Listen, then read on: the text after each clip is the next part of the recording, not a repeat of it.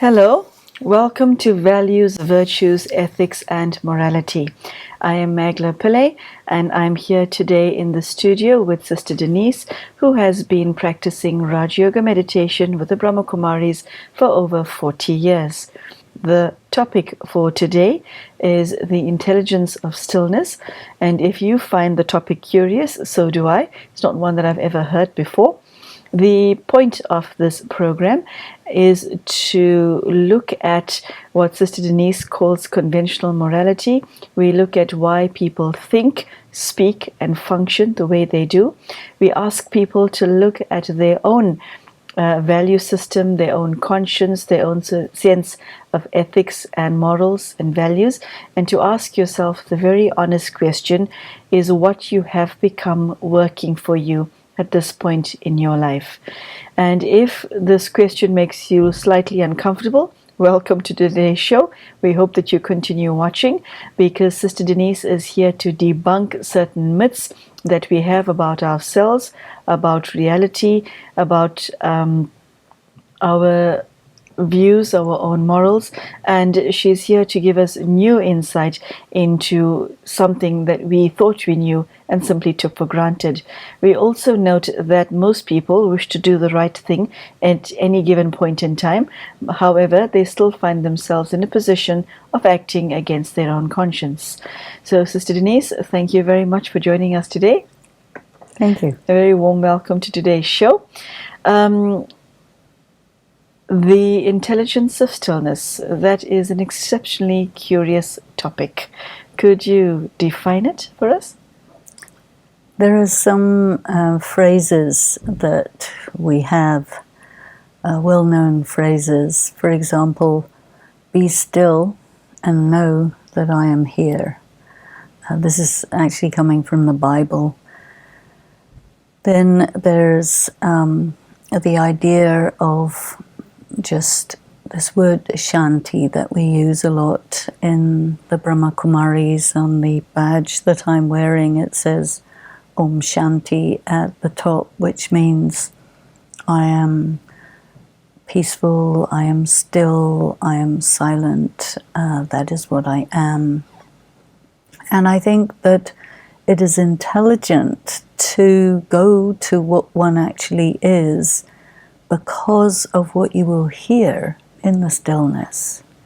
When you become really quiet and still, you listen and you hear the voice of your conscience.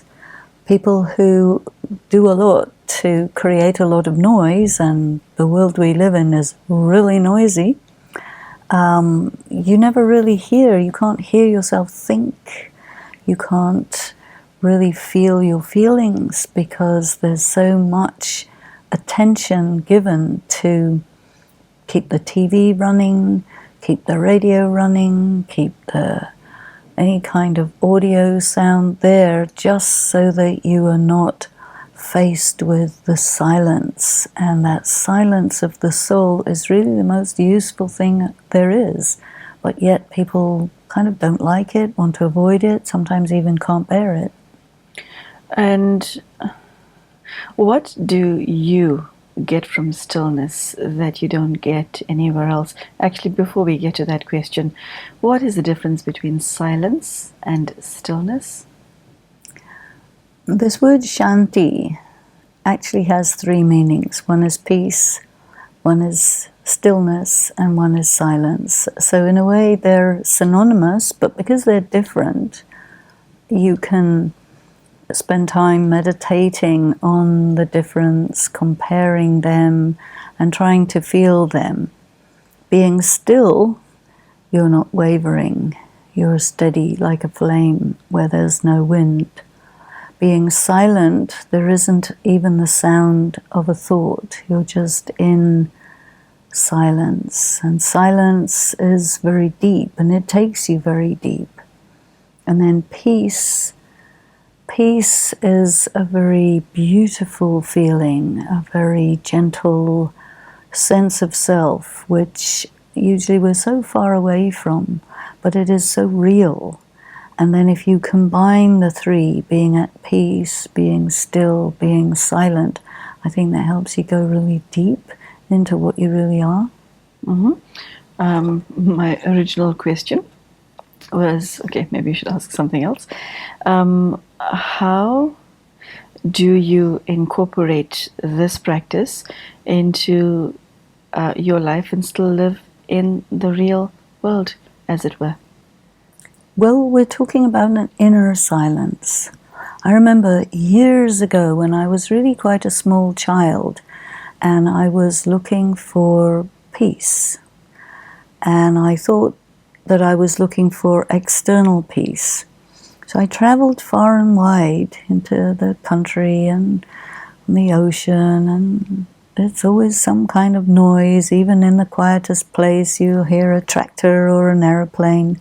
Eventually, I found myself in absolute physical silence somewhere deep in the Sahara Desert. And as soon as I had got what I wanted, I realized, no, that's not what I'm after. It's inner peace.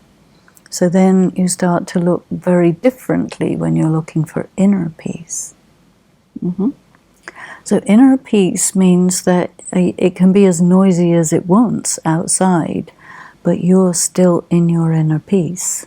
And I think this is the usefulness of a spiritual practice in any environment, because it doesn't matter how noisy, how disturbed, whatever, you can still touch your inner peace and be held in that, detached, unaffected by whatever's going on outside. And this is really very, very beautiful power and an experience.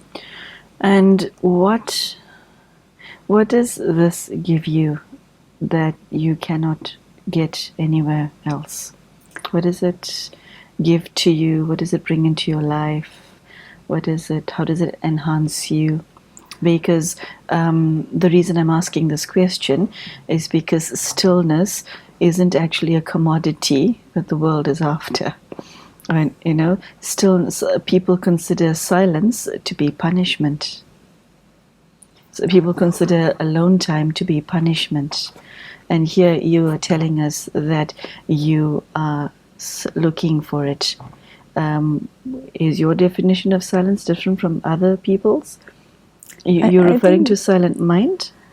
Definitely silent mind, but even silence externally is very, very attractive because it's conducive to the harmony of the inner and outer peace that I think is very restorative for a human soul.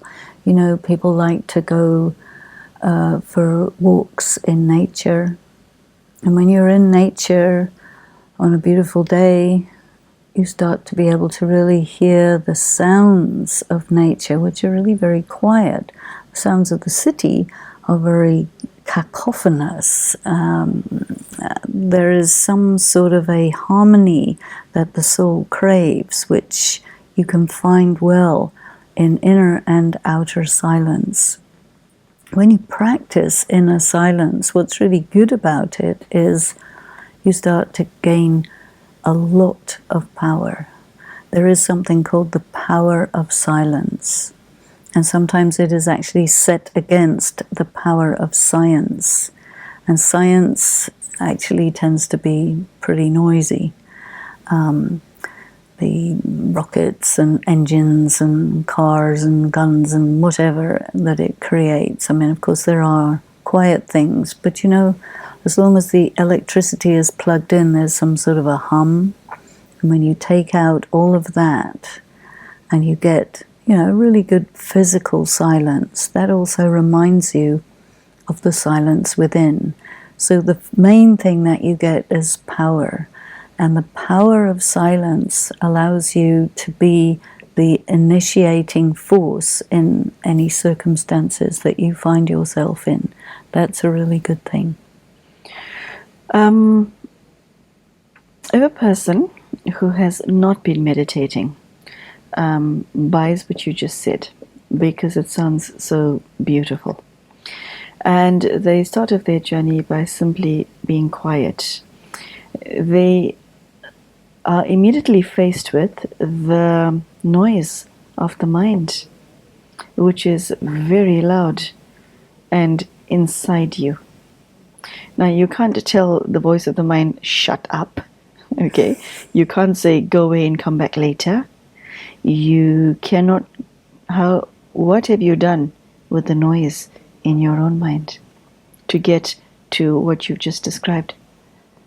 The noise in your mind comes from a bad conscience, comes from remembering things of the past, worrying about things of the future. It's all to do with thoughts. So as you start to absorb spiritual knowledge into your intellect, into your mind, the noise of the mind begins to quieten. Sorry, so do you say that again, please? As you start to fill your mind with spiritual knowledge and the implication of that, the noise of your mind starts to quieten because you practice. You practice to be a pure, peaceful, loveful, blissful, powerful soul. And in the beginning of this practice, just as any other practice, you find, oh my goodness, it's noisy in here. It's chaotic in here. So then you have work to do. You have to organize your mind and throw away the junk, because the inner world of a person who never paid attention to it resembles, someone's house. If they never clean it or tidy it, it'll be totally chaotic. But once you start to see that this is going on the inside of me because I just have been neglecting my inner world, you have to start to set it up properly and get rid of extraneous things, unpleasant memories, and you have to work through them until you come to terms with them, and then they just fade away. And so gradually you find that you have a very beautiful inner space, which then you start to fill with the fragrance of your spiritual contemplations and your connection with the source, which is the Supreme Being. So is silence the result of all that inner work? Is that the prize? It's definitely a result. You mentioned earlier that silence, enforced silence, is a punishment because a person's conscience will really start to gnaw away at that person. Whatever you have done, which is negative, is sitting on your conscience, and then it starts to really distress you and disturb you. And so you have to work through that. This is why it's called a punishment. But, if somebody's a really bad person, you put them in silence, it's a punishment. If somebody's been really focusing their attention on their karma and they are yogi soul, give them silence, they love it. I see. Sister Denise, I want to talk about concentration, because many find that very difficult. Some find it practically impossible. So what you just described involves an element of concentration, in fact a great deal of concentration. Now, if one has difficulty in that department, can you get to silence, stillness? You may have to work more, because definitely concentration is an extremely important element. Concentration means that you focus your mind somewhere, and lack of concentration is that your mind doesn't go where you want it to go. It goes somewhere else. So that means that the mind of an unconcentrated person is very random. And the mind, actually not the mind, but the intellect is like a muscle. And the muscle of the intellect says to the mind, repose yourself on the being of God. And the mind says, I don't know what you're talking about, or don't tell me what to do, I have my own plans, So it's undisciplined. Sometimes it's compared to a 2-year-old child, will not sit still for a second. So you have to gently and patiently get your mind to go where you want. And the mind is also like a sense perception. So once you get the mind to repose on the being of God, and the mind starts to taste the qualities of God, then the mind becomes very interested, very content, very satisfied, and very keen to continue to draw on that source. And so slowly, slowly, the mind starts to obey, and not by force, but by persuasion. And discipline doesn't mean force. Discipline means that you really, you say, this is where we're going to go. You get the mind to go there, but if you start having to force it, then you're going to do damage, because the mind is very fragile. And so you have to also keep the mind moving so it doesn't become rigid, because in rigidity there's no silence, there's just stress. So this is why in meditation you have to keep a flow of pure thoughts around the subject that you want to concentrate on. So the mind is moving always, but always in that general direction, not just all over the place. So you have to get it to go where you want it to go, and use a kind of a circling method to do that. Because when you circle around a point, it gradually narrows down till you're ready to repose on that point and stay there for some time. Like a spinning top. Yes.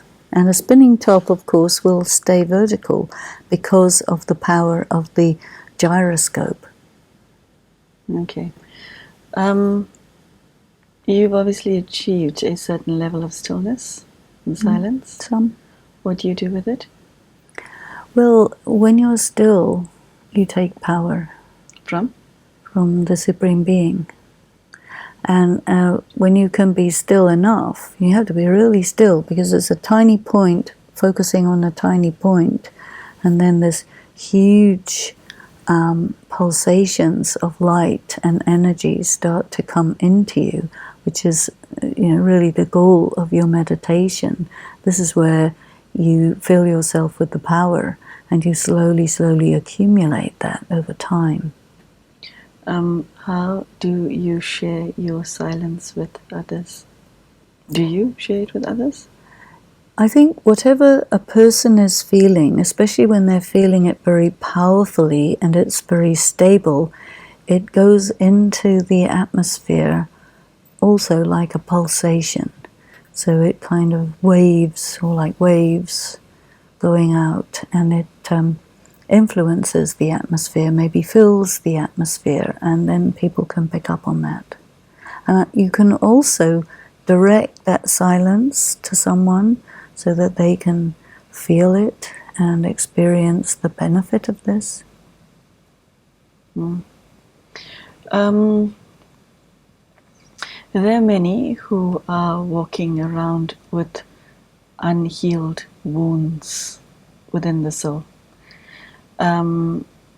Has, in your experience of your meditation, has silence healed wounds, and not necessarily speaking about your own, and can it heal that which is broken? Can it heal open wounds? I believe so. I think that the soul resembles a very beautiful work of art, maybe very fragile, like a kind of statue made of glass, you can say. And that damage cracks it, shatters it, whatever. And so people are living in shattered state. Now, when you bring to bear that atmosphere of silence, it kind of brings the pieces back together again through a resonance. It's resonance, a harmonic resonance. It just, suppose you say, okay, your body is made of lots and lots and lots of cells. And all of these cells are in a vibration of dissonance, which is what makes you ill. And you bring in that energy of meditation, that energy of silence. It'll alter the frequency of the cells from dissonance to harmony. And then the whole thing vibrates in a very beautiful way. It becomes integrated instead of fragmented and dissonant. And it starts to be a healthy organism rather than an unhealthy one. So you just said that the silence in the mind affects matter. Yes. Tell us more about that. In what you do it consciously, don't you? Yes. Tell us how you do that. I'll give you an analogy. There were some experiments done by a Japanese scientist who took photographs of frozen crystals of water when that water was subjected to positive thought, negative thought, words, etc. And the photographs showed that the water, which is one of the 5 elements of matter, when there was pure thoughts, pure feelings directed at that water, the crystals and the hexagonal crystals of the water were very beautiful, very symmetrical, and looked very attractive. And then when you subject water to harshness, unkind words, pollution, then it took on the face of a miserable person almost, and very distorted looking crystals. So this is an indicator on a physical level of how thought actually affects matter. And I think a very good indicator. But you can also feel it, chemically. If you're feeling very sad and tears emerge from your eyes, those are salty tears. But tears of joy, they're sweet. What's the difference? What caused salty tears or sweet tears? It's the feelings and the thoughts which cause a chemical reaction. So the soul and the body are intimately linked, and whatever is going on in the soul is expressed on the face. And definitely you can feel it in the atmosphere. If somebody's sad, uncomfortable, if a relationship is going wrong, it'll be in the air. You can feel it. And you can ask somebody, do you feel okay? Yes. Are you sure? Perfectly. So sometimes people will not want to acknowledge it, but you can still feel it. But it's so subtle that people say, no, you're mistaken, it's imaginary. But when you're very sensitive, you say, no, I'm not imagining anything. I can feel it as clear as if it were, physical. So Denise, how does your silence affect Mother Earth? Because what you are saying has very far-reaching consequences than just your own matter that surrounds you, the soul. How does it affect the butterfly effect? I know what you mean. Well, I think the earth at the moment is stressed and very uncomfortable in itself and out of alignment. So if you start to do very deep, silent meditation, on one hand, the earth will feel relief, but on another hand, the earth may react and reset itself quite violently. So you can get both of these effects. I see. One last thing. The ego can't possibly like this practice, can it? Because my experience of the ego is that it stands for the opposite of everything you just said. What do you do? How do you manage your ego? Do you kill it? Do you suspend it? Do you lend it up to someone else? Do you burn it? Because it's the motivation behind the resistance. Yes, definitely. What do you do with your ego? Because to me, they're polar opposites. When you go into very deep spiritual practice, very deep silence, very pure silence, it can expose the ego. And the ego can survive as long as it's invisible to you. Because the ego is also called the false ego. The ego can survive as long as it's invisible to you. Okay? It's very difficult to see your own ego. Other people can see it better. When they challenge it, you will deny it vehemently, usually. But with this really deep stillness and silence and harmonizing of your vibrations, this will cause the ego to show itself to you, and then you can take it out. How? Is that a talk for another day? Okay, you actually don't have to answer that question. That is a talk for another day. Okay. Okay, is there anything that you'd like to share in conclusion? Well, going back to the ego, I think that you do have to strike it, you see, because it's a mask. And what you want is for it to spontaneously shatter.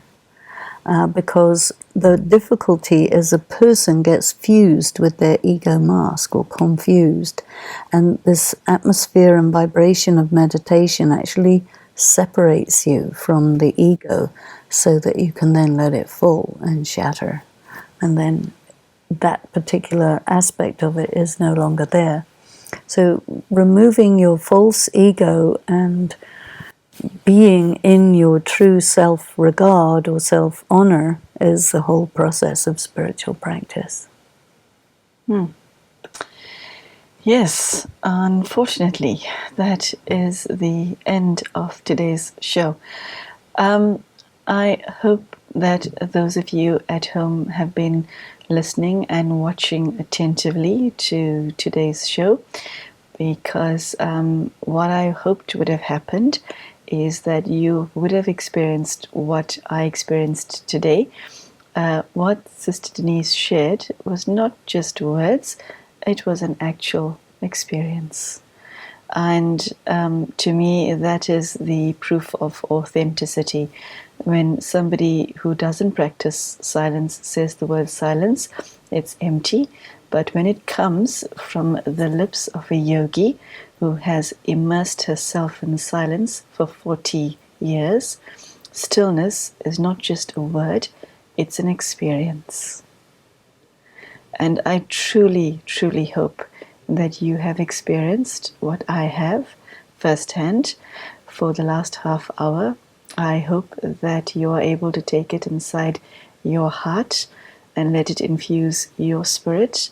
And I hope that it can obliterate whatever demons there are that's bothering you. And I also hope that you take the message that if you are attracted to the stillness that's emanating from Sister Denise, then it means that it's something that your spirit also seeks. And it's also an invitation to spend more time with God, because He also embodies stillness and silence. I hope that you took as much benefit from today's episode as I did. And wherever you are, I wish you love, on your own spiritual journey.